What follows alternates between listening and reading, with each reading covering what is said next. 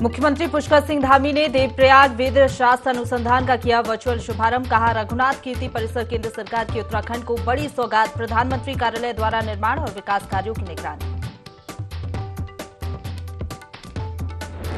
प्रधानमंत्री नरेंद्र मोदी ने अमेरिका में बढ़ाया उत्तराखंड का मान। राष्ट्रपति जो बाइडेन को उपहार में भेंट किया उत्तराखंड का चावल। सीएम धामी ने कहा, प्रदेश के लिए गौरवशाली पल।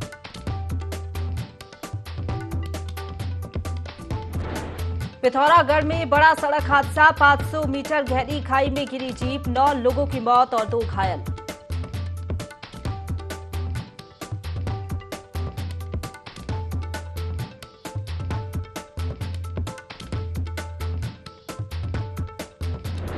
नया रिकॉर्ड बनाने की ओर चारधाम यात्रा। 2 महीने में ही दर्शनार्थियों का आंकड़ा 30 लाख के पार। पिछले साल पूरी यात्रा में 40 लाख यात्रियों ने किए थे दर्शन।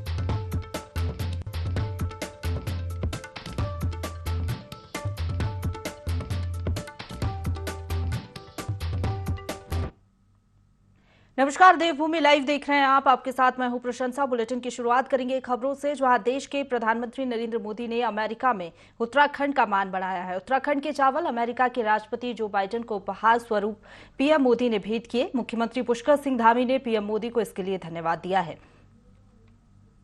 अमेरिका राष्ट्रपति जो बाइडेन को धन्यदान के रूप में चावल भेंट किए। प्रत्येक उत्तराखंड वासी की तरफ से इसे गौरवशाली पल बताया है। बता दें कि इस दौरान कई अन्य प्रदेशों से भी उपहार के रूप में एक खास बॉक्स भी शामिल है।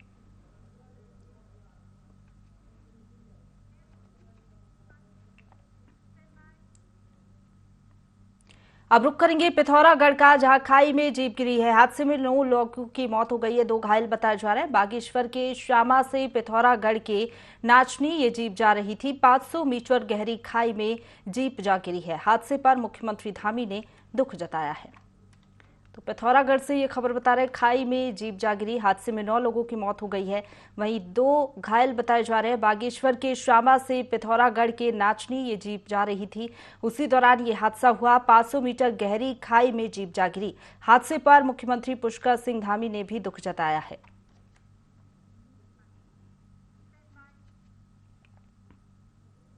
रुक करेंगे अगली खबर का, जहां 4 धामों में एक भगवान बद्री विशाल की नगरी श्री बद्रीनाथ धाम में श्रद्धालुओं की आमद बढ़ती जा रही है।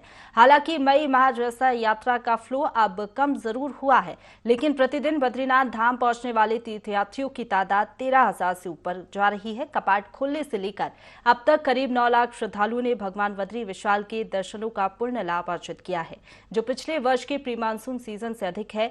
बीकेटीसी प्रबंधन भी यात्रियों की आमद से उत्साहित है।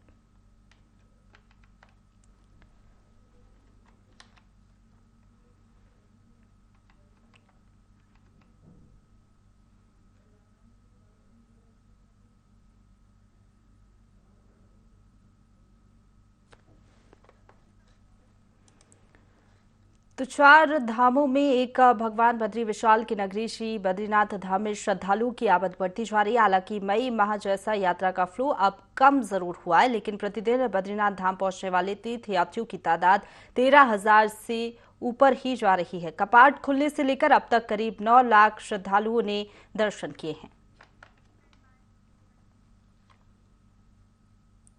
अब रुक करेंगे अगली खबर का, जहां उत्तराखंड ने मानसून ने दस्तक दे दी है। उधम सिंह नगर में बारिश होने से लोगों को गर्मी से निजात मिली है। दूसरी ओर किसानों के चेहरे भी खिल उठे हैं, क्योंकि किसानों की धान की रुपाई शुरू होने वाली है। किसानों की माने तो ये मौसम की पहली बारिश है, जिससे गर्मी से भी लोगों को राहत मिलेगी और खेती के लिए रामबाण साबित होगी।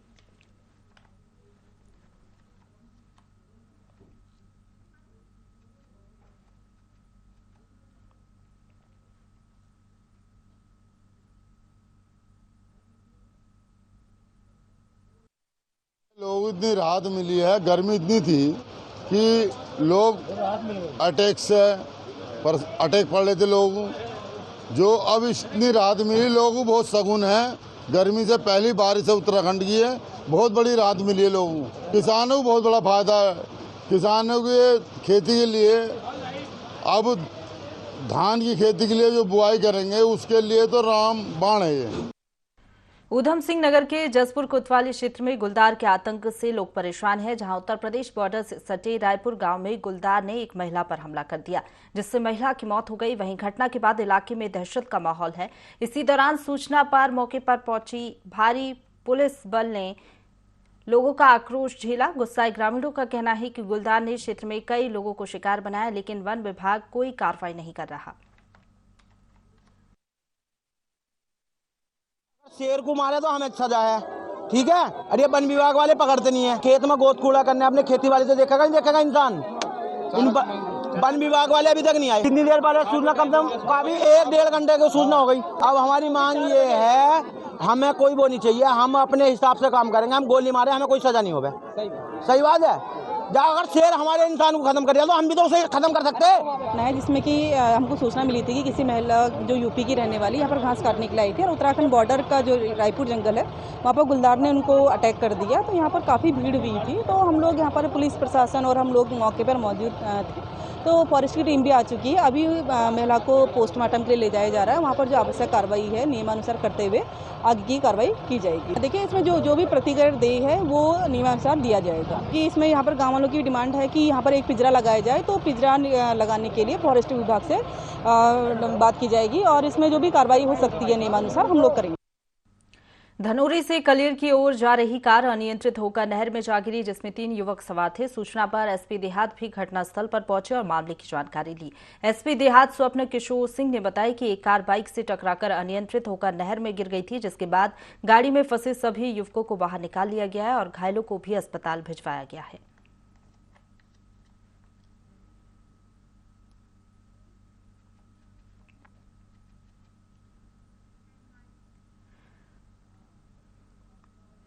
ऊधम सिंह नगर में मौसम विभाग की भविष्यवाणी सही साबित हुई है, जहां जनपद में तेज बारिश हुई। बारिश से लोगों को गर्मी से निजात मिली है, तो वहीं दूसरी ओर बारिश से धान किसानों के चेहरे भी खिल उठे हैं। अब किसान बारिश के बाद धान की रोपाई शुरू करेंगे।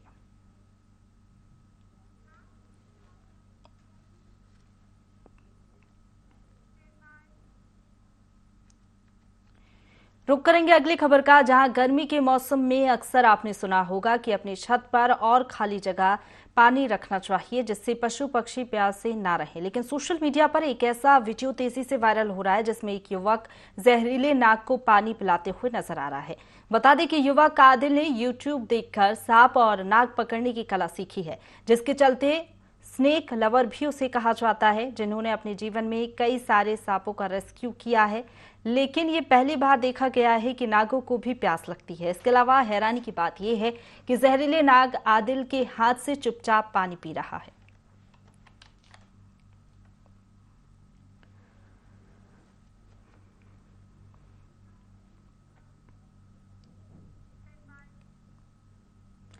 देश में मोदी सरकार के 9 साल पूरे होने पर बीजेपी एक तरफ जहां जश्न मना रही है, तो वहीं दूसरी तरफ पूरे देश में जनसंपर्क अभियान भी चला रही है, जिस पर पूर्व मुख्यमंत्री हरीश रावत ने निशाना साधा। उन्होंने कहा कि 9 सालों में मोदी सरकार के सामने देश के लोगों के 90 सवाल हैं। अब लोग ये पूछ रहे हैं कि 15 लाख रुपए 10वें साल की शुरुआत में मिलने जा रहे हैं। लोग ये भी सवाल कर रहे हैं कि 2 करोड़ नौकरियां कहां चली गईं। के जश्न में 90 सवाल हैं जो देश के लोगों के हैं, जो लोगों के मन में गूंज रहे हैं। अब लोग पूछना चाह रहे हैं कि वो 15 लाख रुपया क्या 10वें साल की शुरुआत में मिलेगा, कब मिलेगा करके लोग ये पूछना चाह रहे हैं। वो 2 करोड़ नौकरियां कहाँ चली गई हैं, महंगाई कब घटेगी, काला धन कब वापस आएगा। बहुत सारे सवाल हैं, बेरोजगारी के हैं, महंगाई के हैं, कुव्यवस्था के हैं, असहिष्णुता के हैं, गरीब अमीर की खाई बढ़ रही है उसके सवाल है, किसानों के सवाल है, मजदूरों के सवाल है, दलितों के हैं, पिछड़ों के हैं, कमजोरों के सवाल है। ये सारे सवाल फिजा में तैर रहे हैं। तो इन सवालों के उससे ये सरकार पूरी तरीके से केंद्र की भी घिरी हुई है, और उत्तराखंड की सरकार से तो लोग कह रहे हैं कि सड़क में गड्ढे, नल में पानी नहीं, स्कूल में टीचर नहीं, अस्पताल में डॉक्टर नहीं जो है, तो ये सरकारी विभाग खाली, उनमें भर्तियां नहीं। ये कैसी सरकार है, कैसा कर रहे हो करके ये यहाँ की सरकार से भी पूछ रहे हैं, इनसे भी कई सवाल हैं लोगों को। लोकसभा चुनाव से पहले उत्तराखंड में एक बार फिर कैबिनेट विस्तार और फेरबदल की चर्चाएं तेज हो गई हैं। कई मंत्रियों के अचानक राज्यपाल से मुलाकात के बाद चर्चा को और बल मिलने लगा है। बता दें कि धामी कैबिनेट में पिछले लगभग सवा साल से 3 मंत्रियों के पद खाली चल रहे हैं, जबकि इसी साल अप्रैल माह में कैबिनेट मंत्री चंदन राम दास के आकस्मिक निधन के बाद एक अन्य पद रिक्त हो चुका है। फिलहाल उनके सभी विभाग मुख्यमंत्री पुष्कर सिंह धामी स्वयं संभाल रहे हैं।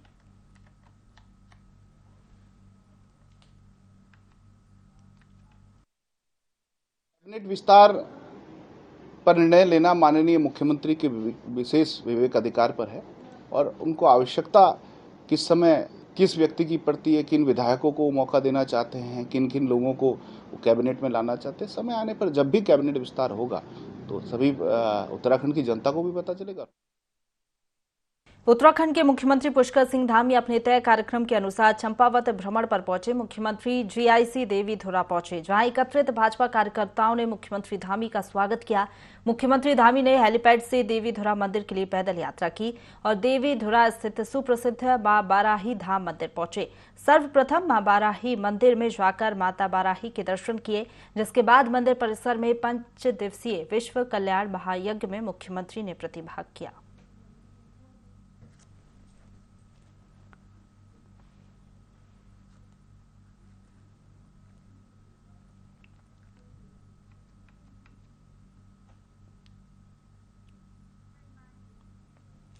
रुक करेंगे अगली खबर का, जहां सीएम पुष्कर सिंह धामी आज अपने तय कार्यक्रम के अनुसार चंपावत के देवीधुरा मां बाराही मंदिर में आयोजित विश्व कल्याण महायज्ञ प्रतिभाग करने के लिए देवीधुरा पहुंचे। मुख्यमंत्री हेलीकॉप्टर से जीआईसी देवीधुरा में बने हेलीपैड पर पहुंचे, जहां मौजूद भाजपा कार्यकर्ताओं ने मुख्यमंत्री धामी का गर्मजोशी से स्वागत किया। मुख्यमंत्री धामी ने हेलीपैड पर मौजूद कार्यकर्ताओं और जनमानस के जन सैलाब को देखते हुए हेलीपैड से देवीधुरा मंदिर के लिए पैदल यात्रा की, जिसके बाद लोक कल्याण हेतु संकल्प कर हवन कुंड में आहुतियां समर्पित की।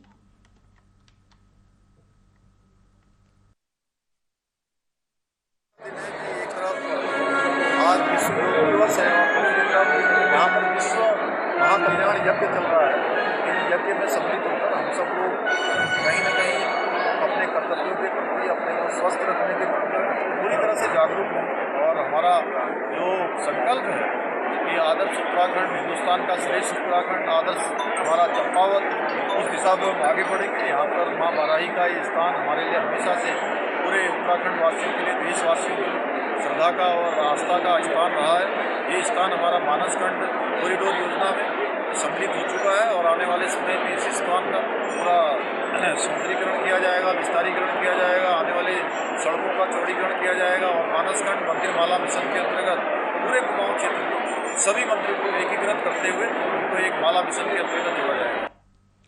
रुक करेंगे देहरादून से अगली खबर का, जहां भारतीय जनता पार्टी महिला मोर्चा ने मतदाता सूची में नाम दर्ज कराने वाली युवतियों से संवाद किया और सरकार ने संचालित की जा रही विभिन्न योजनाओं की जानकारी दी। इस मौके पर मतदाता सूची में अपना नाम दर्ज करवाने वाली युवतियों में खासा जोश देखने को मिला और सरकारी योजनाओं के साथ ही अपने मताधिकार का प्रयोग किस प्रकार से किया जाए, इस बारे में विस्तार से जानकारी दी। इस मौके पर भारतीय जनता पार्टी महिला मोर्चा अध्यक्ष गीता कुमाई ने बताया कि पहली बार अपने मताधिकार का प्रयोग करने वाली युवतियों से संवाद किया। उन्होंने कहा कि भ्रूण हत्या को रोकने में भाजपा सरकार ने प्रयासों के बाद भी आज महिलाओं के लिंगानुपात में वृद्धि हुई है।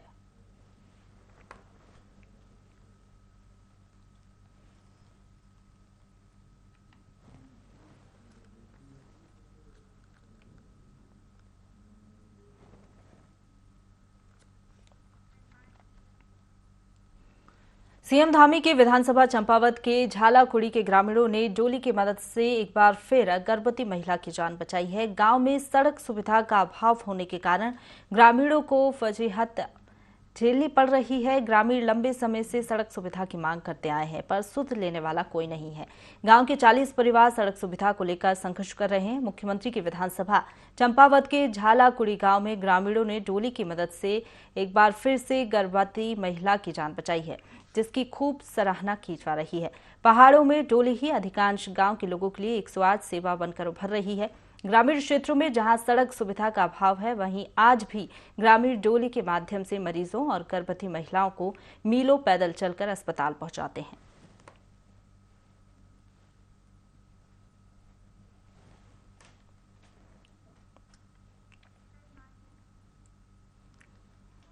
रुक करेंगे अगली खबर का, जहां नकल विरोधी कानून और धर्मांतरण कानून के बाद अब धामी सरकार ड्रग्स के खिलाफ सख्त कानून बनाने की तैयारी में है। उत्तराखंड में लगातार ड्रग्स के केसेस बढ़ते जा रहे हैं, जिसके चलते बीजेपी प्रवक्ता विपिन कैंथोला ने कहा कि सरकार जनता के प्रति संवेदनशील है। उत्तराखंड की जनता के हित में जो काम होंगे वो किए जाएंगे।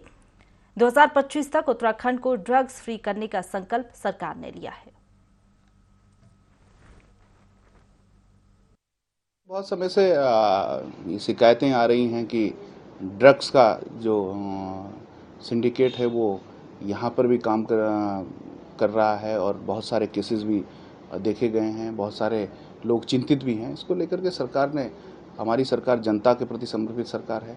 हमने समय समय पर जो हमको अच्छा उत्तराखंड के जनता के हितों के लिए अच्छा लगा है उस कानून को लाने का काम भी किया है। चाहे वो नकल विरोधी कानून हो, चाहे वो धर्मांतरण को लेकर के कानून हो, इस प्रकार से कड़े कानून हम उत्तराखंड में लेके आए। आने वाले 2025 तक माननीय मुख्यमंत्री जी ने कहा है कि हम ड्रग कानून भी उत्तराखंड में लेके आएंगे। हम ड्रग्स मुक्त उत्तराखंड को बनाने का जो हमारा संकल्प उसको पूरा करेंगे और आने वाले जो हमारी युवा पीढ़ी है वो ड्रग्स मुक्त कैसे रह सके, नशे से दूर कैसे रह सके, इस पर हम काम करें। केदारनाथ गर्भगृह में स्वर्ण मंडित मामला थमने का नाम नहीं ले रहा। पूर्व पीसीसी चीफ और बीकेटीसी के पूर्व अध्यक्ष रहे गणेश गोदियाल ने मौजूदा बीकेटीसी के अध्यक्ष सहित धामी सरकार को भी कटघरे में खड़ा किया है। उन्होंने कहा कि जब गर्भगृह को स्वर्ण मंडित किया जा रहा था उस दौरान बीकेटीसी के अध्यक्ष अजेंद्र अजय ने कहा था कि दानी 230 किलो सोना दान कर गर्भगृह को स्वर्ण मंडित कराना चाहते हैं। लेकिन जब सोशल मीडिया पर सोने की गुणवत्ता पर सवाल उठे तो बीकेटीसी ने केवल 23 किलो ही बताया। उन्होंने कहा कि आखिरी 207 किलो सोना कहां गया है। गणेश गोदियाल ने कहा कि जब वे बीकेटीसी के अध्यक्ष थे तब इसी व्यापारी ने उनसे कहा था कि वे 500 किलो सोना केदारनाथ में चढ़ाना चाहते हैं, लेकिन उस दौरान जब हमने सवाल उठाए तो उन्होंने देने से इनकार कर दिया। उन्होंने कहा कि इन्हीं व्यापारी ने बद्रीनाथ में भी 50 किलो सोना चढ़ाया था, लेकिन वह भी बाद में तांबे में तब्दील हुआ। उन्होंने इस पूरे प्रकरण पर एसआईटी जांच की मांग की है।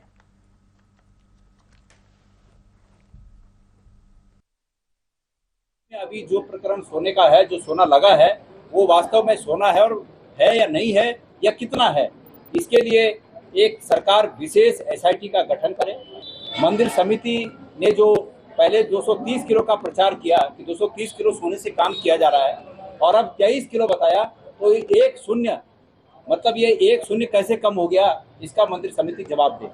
उन्होंने पहले 230 किलो के प्रचार को खंडित क्यों नहीं किया, उसका खंडन क्यों नहीं किया कि 230 किलो नहीं है, सिर्फ 23 किलो है। और इस समय भाजपा के स्पोक्स पर्सन के तौर पर बात कर रही बीकेटीसी से ये सवाल करना चाहता हूं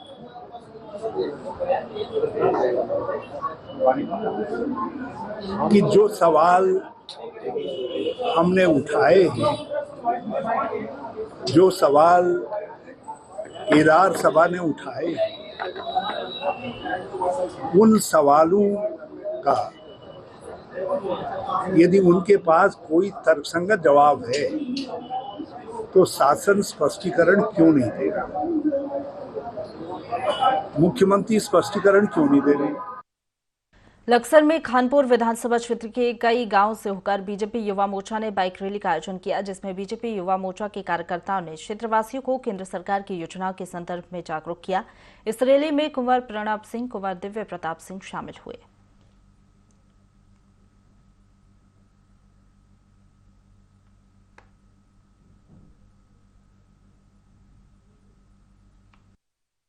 मोर्चा के हमारे मंडल अध्यक्ष द्वारा रैली का आयोजन किया गया है। तो सभी युवा साथियों को इन्होंने यहाँ पे आज एकत्रित किया है कि जो है सब यहाँ से बाइक रैली निकालेंगे। कई जितने भी ग्राम हमारे खानपुर मंडल में पड़ रहे हैं उन सब में जाएंगे और नरेंद्र मोदी जी द्वारा, भारतीय जनता पार्टी द्वारा जो पिछले 9 साल में अचीवमेंट्स किए गए हैं, डेवलपमेंट्स हुए हैं, जितनी योजनाएं आई हैं, जितने लाभ के कार्य हुए हैं और जितना डेवलपमेंट हुआ है जो कि पहले पिछली सरकारों में नहीं हुआ, किसी पार्टी का नाम नहीं लूंगा, सबको पता है। तो उसी के लिए हम जो सबको जागृत कर रहे हैं, इसलिए मैंने सभी भाइयों से ये विनती की है, जितने मेरे साथी आए हुए हैं यहाँ पे बाइक रैली के लिए अपना कीमती समय निकाल के, कि वो नरेंद्र मोदी जी द्वारा, भारतीय जनता पार्टी द्वारा जो विकास कार्य किए गए वो सब बताएं और सबको योजनाओं के बारे में इसी के साथ बुलेटिन में फिलहाल इतना ही। खबरों का सिलसिला लगातार जारी है, आप बने रहिए हमारे साथ।